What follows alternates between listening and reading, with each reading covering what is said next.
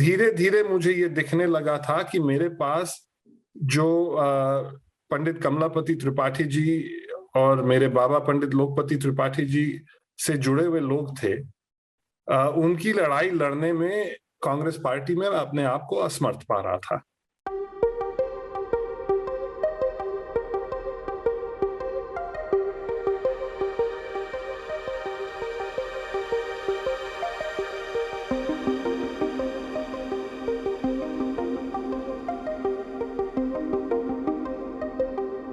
नमस्कार, मेरा नाम पीयूष राय है और आप देख रहे हैं क्विंट हिंदी।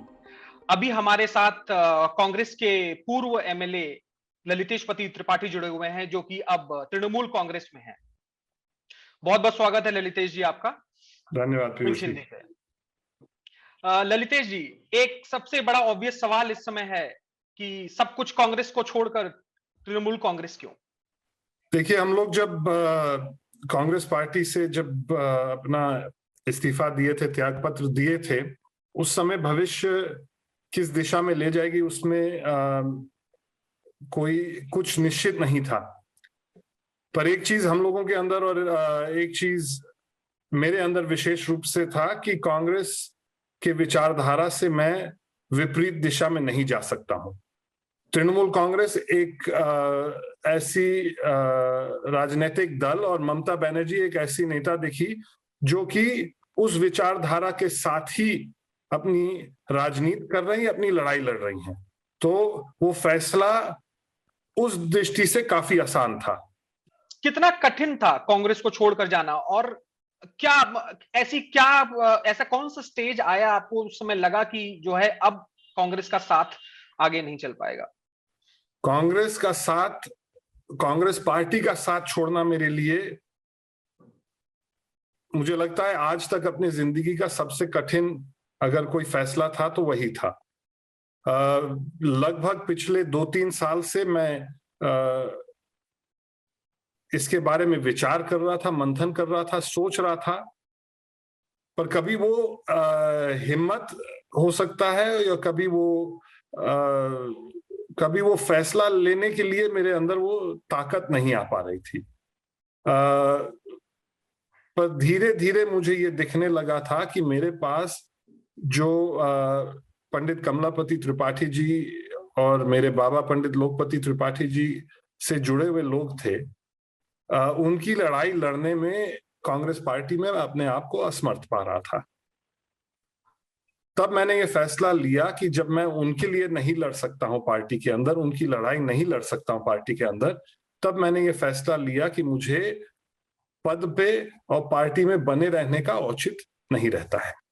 आप तृणमूल कांग्रेस आपने फॉर्मली ज्वाइन कर लिया है, ऑफिशियली ज्वाइन कर लिया है, और बहुत स्पेकुलेशंस ये हैं कि आपके ज्वाइनिंग के पीछे प्रशांत किशोर की एक बहुत ही महत्वपूर्ण भूमिका थी। तो क्या आप कुछ बता पाएंगे कि वो किस तरीके से आपको अप्रोच किए, और कुछ ऐसी बातें हुई होंगी जिससे आपको लगा होगा कि नहीं अभी ये कोई स्टेप है, या फिर ये तृणमूल कांग्रेस की तरफ से ही कुछ प्रपोजल आया था? देखिए, हम लोग ने प्रशांत किशोर जी के साथ 2017 वाले जो उत्तर प्रदेश का विधानसभा चुनाव था उसमें हम लोगों ने साथ में काम किया था, और 2017 के चुनाव के बाद समय समय पे प्रशांत किशोर जी से मेरी चर्चा होती थी। मगर तृणमूल में जाने के फैसले में प्रशांत जी की भूमिका कुछ कम थी। उससे ज्यादा मुझे लगता है कि हम लोगों के अंदर जो ये सोच थी कि हम लोग जहां जाएंगे वहां पे कांग्रेस जैसी विचारधारा होनी चाहिए, और तृणमूल कांग्रेस के अंदर ममता बनर्जी का नेतृत्व हम लोगों को दिखा जो इन ताकतों से लड़ने के लिए जो तैयार भी हैं और जिनमें इन ताकतों को हराने की क्षमता है। इसीलिए हम लोगों ने ये फैसला लिया कि हम लोग तृणमूल के साथ ही जा सकते हैं। आने वाला चुनाव उत्तर प्रदेश में 2022 का है, और फिर उसके बाद 2024 का है, जो पूरे देश में होगा। इस समय तृणमूल कांग्रेस का उत्तर प्रदेश के लिए फोकस क्या है? ममता बनर्जी से आपकी बातचीत हुई, चर्चा हुई, उनका फोकस क्या है, और वो क्या चाहती हैं कि किस तरीके से पार्टी जो है आगे अपना, अगर उनको अपना बेस बनाना है तो किस तरीके से बनाएंगे? वैसे तो ये बहुत विस्तार से उनसे चर्चा अभी उत्तर प्रदेश को लेके और उत्तर प्रदेश में किस तरह से तृणमूल का प्रवेश होगा, कौन सा वो होगा, वो बहुत विस्तार से उनसे चर्चा अभी नहीं हो पाई है। हम लोगों ने बिना किसी शर्त के और बिना ये जानते हुए कि ममता बनर्जी की इच्छा उत्तर प्रदेश में 2024 के लिए या 2022 के लिए क्या है, इसको बिना जाने हम लोग ने तृणमूल कांग्रेस में हम लोग शामिल हुए। जहां तक सवाल 2022 के चुनाव का है, जैसे आपको मालूम है चुनाव तो लगभग आरंभ हो गया है। 4 महीने में उत्तर प्रदेश के चुनाव का परिणाम भी आ जाएगा। उस दृष्टि से हम लोग जब सोच रहे हैं तो उसके लिए समय बहुत कम है। जब उत्तर प्रदेश जैसा एक इतना बड़ा प्रदेश है, 400 विधानसभाएं हैं, तो उसके लिए समय थोड़ा कम है। पर जैसे आप जानते हैं